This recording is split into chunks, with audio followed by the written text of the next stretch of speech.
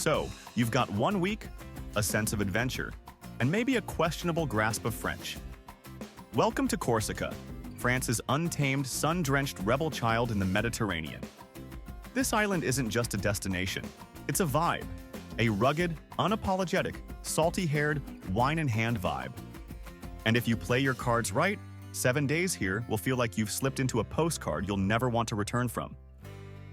Let's break down exactly how to make the most of 1 week in Corsica without needing to join the French Foreign Legion or grow a Napoleon complex.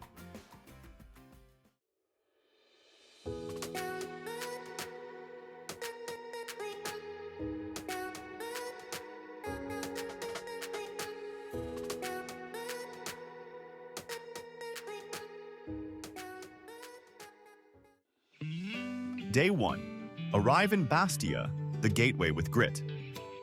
You'll likely fly into Bastia, the island's northern port city, which is the perfect blend of shabby and chic. It's where cracked pastel buildings flirt with the sea, and cafes serve espresso strong enough to resuscitate your travel-weary soul. Start your day at Place Saint-Nicolas with a croissant that flakes like a dream and views of the harbor that scream, "You made it." Spend the afternoon getting lost in Vecchio, the old town, where narrow streets coil like spaghetti and every alley smells faintly of salt and citrus. For dinner, grab a table at one of the portside restaurants and order wild boar stew. Yes, really. Corsicans love their cinghiali, and after one bite, so will you.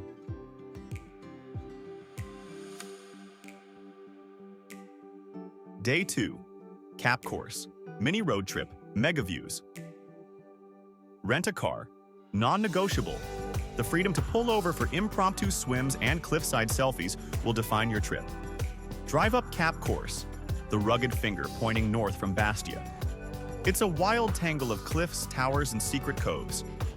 Stop at Erbalunga, a tiny fishing village where time gave up trying to move forward. Then continue to Century, famous for lobster.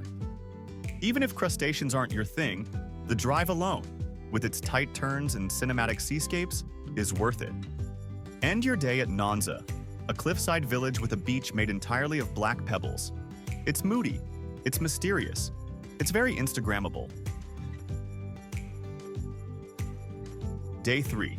Corte, into the mountain heart. Today, we leave the coast and dive inland.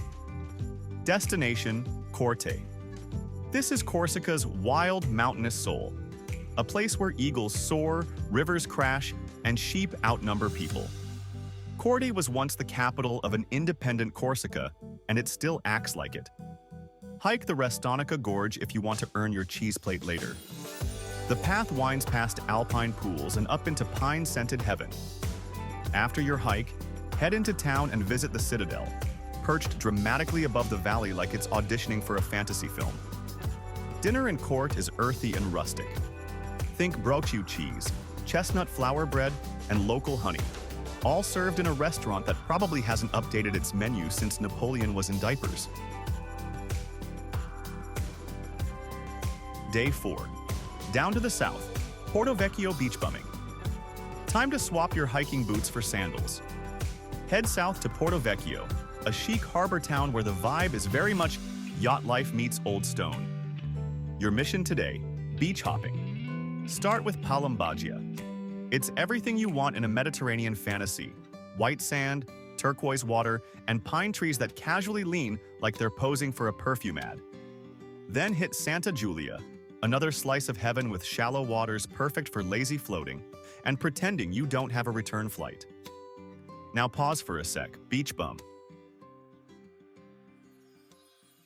Loving this Corsican escape so far? If you want to unwind in paradise a little further afield, check out our video on Ecuador Beach Bummin, Ultimate Beach Guide. From secret surf towns to palm-fringed chill spots, it's basically Corsica's tropical cousin, with less wine but more hammocks. Go give it a look after this. Day 5. Bonifacio, drama on a cliff. Just when you thought Corsica couldn't get any more jaw-dropping, you arrive in Bonifacio. Built right into a limestone cliff, this southern town looks like it's barely clinging to the edge. And somehow, it's been doing that for over 1,000 years. Start with a boat tour to see the cliffs from below. From the sea, Bonifacio looks like the set of a lost Game of Thrones spin-off. Then climb the Escalier du Roi d'Aragon, a 187-step staircase carved into the cliff by soldiers who clearly weren't afraid of heights. The old town is pure magic. Labyrinthine alleys, ancient chapels, and wine bars tucked into buildings older than most countries. Dinner here should involve seafood, obviously, and be accompanied by a bottle of Corsican white, preferably sipped while staring at the sea like a French poet with a past. Day 6. Lavezzi Islands. Snorkel, sun, repeat.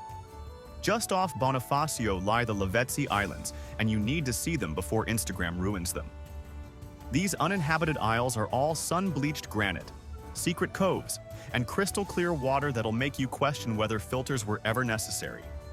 Take a boat out early, pack a picnic, snorkel with fish who live better than you do, sunbathe on rocks that feel like natural lounge chairs sculpted by Poseidon. There are no shops, no crowds, no chaos, just you, nature, and maybe a few lizards judging your SPF choices. Head back to Bonifacio in time for a sunset aperitif and one last stroll along the citadel walls. Day 7. Lazy loopback. Beach, cheese, goodbye. On your final day, make your way back north. But don't rush. This is Corsica, after all. Time here moves like a sleepy donkey in the sun.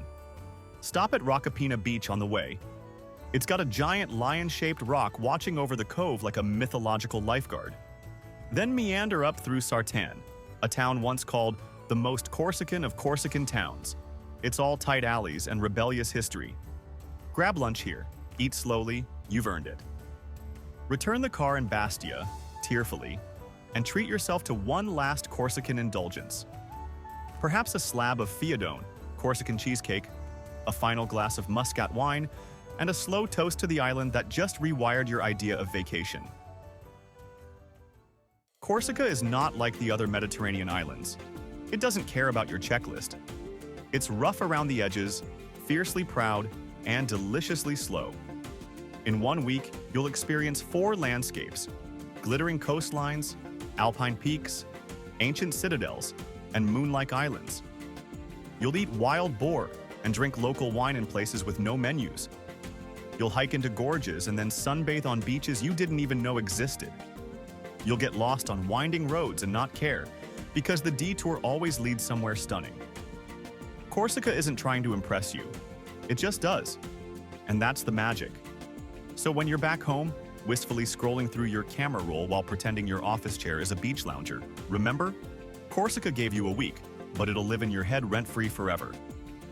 Oh, and before you go, drop a comment below if you've been to Corsica or if it's now top of your travel list. We'd love to hear your favorite spots, your secret beaches, or the name of that wine you forgot to write down but can't stop thinking about. See you in the next adventure.